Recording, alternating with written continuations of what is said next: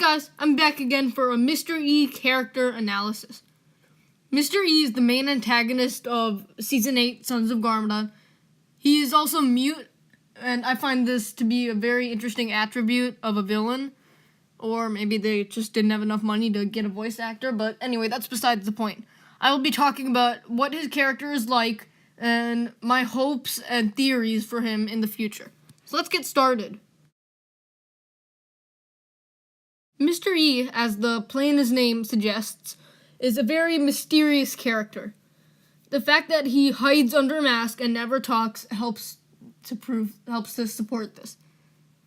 His eyes are quite mysterious, and especially the red visor that covers them. Mr. E is a very interesting villain. We've never had a character who didn't talk before. So I think this makes him much more interesting than it could be. We have a different kind of villain. We haven't really had villains who are this mysterious, you could say, before. I mean, sure, the Overlord was mysterious, but not really, I guess. Anyway, yeah, so he's already, like, a great character to see, and I think he's gonna get more and more interesting as the season progresses. But when he puts on the Mask of Vengeance, it gets escalated to a whole nother level. As we've heard Zane refer to Mr. E as the man with the swords before, of course, they found out his name. Mr. E is obviously a very skilled sword fighter. He has the swords on his back, and yeah, back to the Mask of Vengeance. When he puts it on, his sword fighting abilities go to a whole nother level. He's a monster, pretty much, especially with the whole forearms thing. We saw that fight with Lloyd and Mr. E at the end of episode 77. As I've said in my episode 77 review, that fight was phenomenal. It really was. Yeah, so having a villain who's super skilled at sword fighting, like, that's his thing, that really is awesome to see. I believe for this character, the theories, I have more to talk about the theories than the actual character himself. So, there are several theories to who Mr. E's real identity is. One of the theories is the Overlord, especially with the resemblance to the eyes.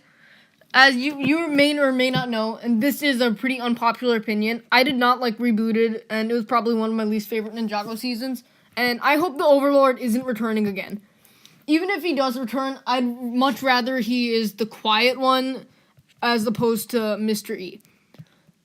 Another theory is that Mr. E might be one of the Time Twins, but the Time Twins don't really have any reason to revive Garmadon, do they? And then that brings me back to the Overlord. He has absolutely no reason to revive Garmadon. One interesting theory, someone told me these fake spoilers, and in the fake spoiler, Mr. E's identity was actually Harumi's birth father. I think this would really be interesting if Mr. E was Harumi's birth father. Out of the 3 possibilities I've mentioned, I think this would be, like, to me, the most interesting. I'm not sure if it would be the same way for everyone else, but if Mr. E was Harumi's birth father, that would be totally cool.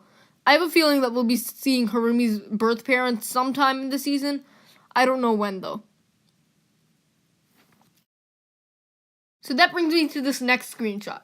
In the new The Quiet One trailer, we heard Mr. E actually talking. His lines reverse say, "The trap has been set." His voice, I'm not sure what it sounds like. It does not really sound like the Overlord to me. I've heard some people say that it does sound like the Overlord, but I'm not really hearing it. It kind of reminds me of a Chronix, but I'm not really sure about that either. Anyway, I don't think Mr. E is mute. He just doesn't choose to speak. And as proven by this trailer, we will definitely see Mr. E talking later in the season. Maybe even he'll take off his mask. We'll find out who he is. I think that's in store for us. That will happen later in the season. Thank you guys so much for watching. I hope you enjoyed this video.